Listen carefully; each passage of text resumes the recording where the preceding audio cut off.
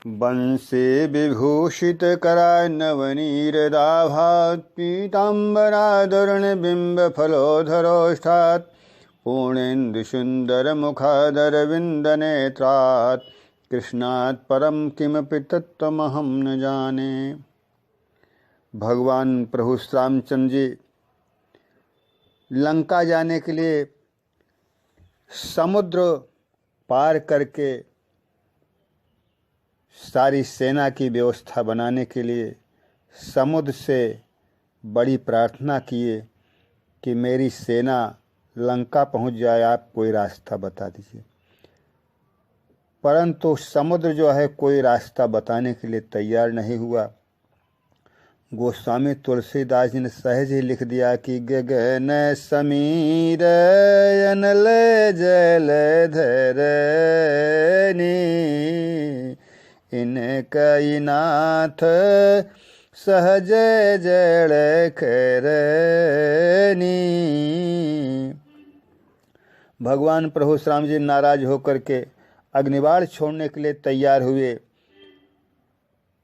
उसी समय यह बात लक्ष्मण को बड़ी अच्छी लगी।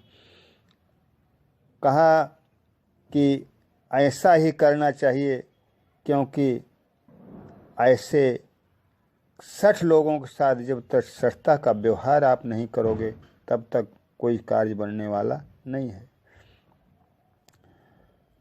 परंतु इस सब को देखते हुए समुद्र प्रकट हुआ भगवान के समक्ष और कहा कि प्रभु प्रताप मैं जाब सुखाए उतरहि कटक न मोरे बढ़ाए। अप्रभु बज्ञा अपेल श्रुति गाए अकरो बेगी सो जो तुम्हि सोहाए। नाथ नील नल कपि दोवो भाए अलरिकाई ऋषिया शिष पाए। तिनके परस किए गिरि भारे अतरी हैं ही जलधि प्रताप तुम्हारे।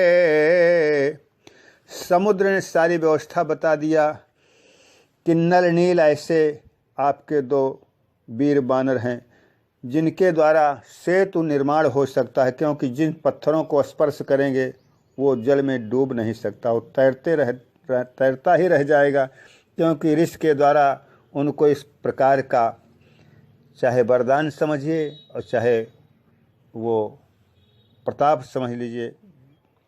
ऐसी बात को सुन करके भगवान ने आदेश दे दिया। सारे बंदल भारू बड़े बड़े पत्थर शिलाखंड को लाते थे, नल नील को देते थे और सेतु की संरचना करने लगे। ये सारी व्यवस्था देख कर हनुमान जी के मन में बात आई कि छोटे छोटे पत्थर ले आके जोड़ रहे हैं, यदि मैं एक बहुत बड़ा पहाड़ लेकर के रख दूँ तो एक ही पहाड़ से पूरा समुद्र का सेतु बन जाएगा। और चल दिए, गिरिराज गोवर्धन के पास गए और गोवर्धन गिरिराज से कहा कि देखो भगवान के कार्य के लिए आपको मैं ले चल रहा हूँ। कहा देखो मुझको यहाँ से मत ले चलो, मेरा प्रभाव समाप्त हो जाएगा। परंतु हनुमान जी ने कहा कि आपका प्रभाव समाप्त नहीं, आपका प्रभाव बढ़ जाएगा।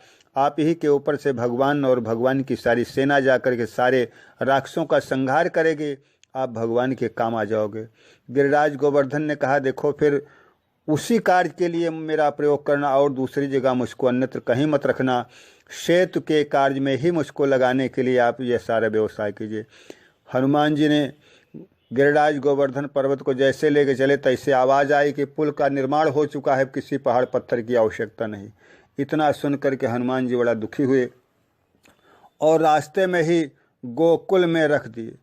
गिरिराज गोवर्धन रो करके हनुमान जी से कहा कि देखो आप मुझको लेकर चले थे सेतु के लिए कि भगवान के चरण मेरे ऊपर से पड़ करके लंका में जाएंगे और आप मुझको यहीं रख दे रहे हो, अब मेरा कितना बड़ा अपमान होगा। परंतु हनुमान जी ने प्रभु श्री रामचंद्र से कहा कि प्रभु गिरिराज गोवर्धन का प्रभाव, इनका महत्व कैसे बढ़ेगा।